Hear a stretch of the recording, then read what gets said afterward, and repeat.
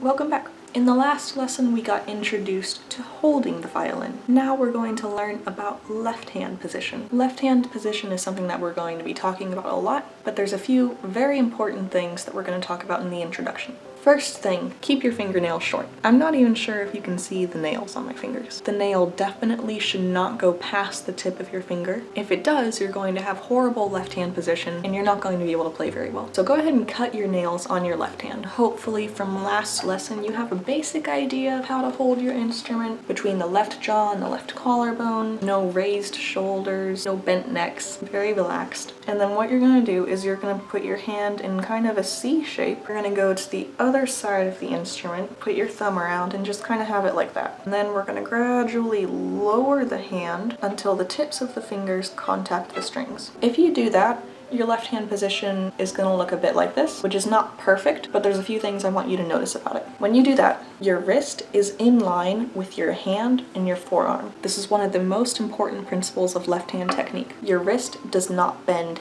inwards like that. Your wrist does not bend outwards like that. There's a very important reason why we do this. Go ahead and put your hand in the air without your violin and let it find a neutral position. So my neutral position is just kind of like this, almost like knocking on a door, but really lazily. You'll notice in this neutral position, your fingers can do this really quickly, really easily, no tension. Now slap it back this way so it makes a harsh angle like that, and try wiggling your fingers. You might feel that there's a little bit of resistance kind of in here, and then maybe bring it back the other way so you're really exposing your wrist here, and try wiggling your fingers. I feel resistance here. So when you bend your wrist one way or another, your tendons can't move as freely. And if they can't move freely, that means, for one thing, we're not going to be able to play very quickly. Our left hand's going to be very slow. But more importantly, if the left hand has to work extra hard in order to play, we're going to get tension and we're going to get injury. So if you play for extended periods of time like this, you're not going to be playing very well and you could injure yourself. And a lot of orchestra teachers try to keep their students from doing this,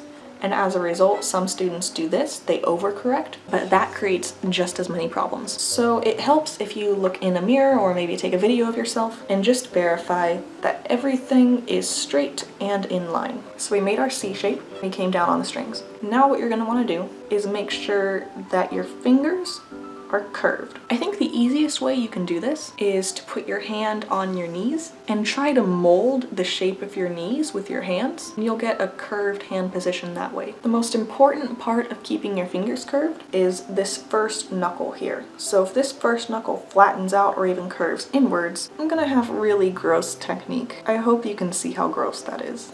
Ugh.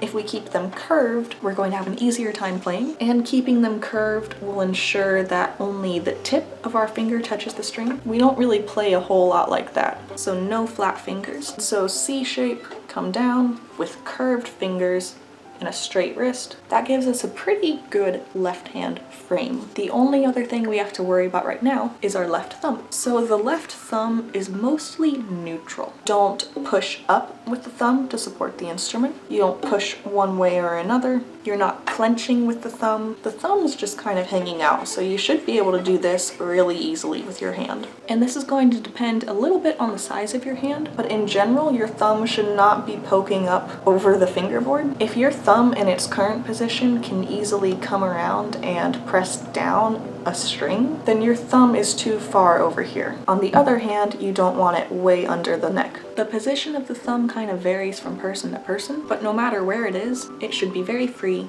and it shouldn't be pressing against the instrument or holding it up. So here's what my left hand position looks like. Notice that my wrist is very straight. These three fingers are curved. The pinky looks a little bit flatter because it's really short and so it has to stretch more in order to be able to reach the notes. But this knuckle here is still curved. Hopefully you can see my thumb here. It moves with the rest of the hand. It's not glued down to the neck. It's not really curved quite like the other fingers. It's not flat like that. but it's just a very neutral position. All of this will make more sense once we start actually playing notes. So for now, just remember, keep your fingernails short, keep your fingers curved, no flat fingers like this. Don't bend your wrist one way or another. You're not going to be clenching with any of your fingers, especially not the thumb. Remember, the thumb's just along for the ride. The only thing that the left-hand thumb really does is provide some minimal amount of counterbalance. Hopefully you'll be able to see better how this works in the next video where we learn our first song.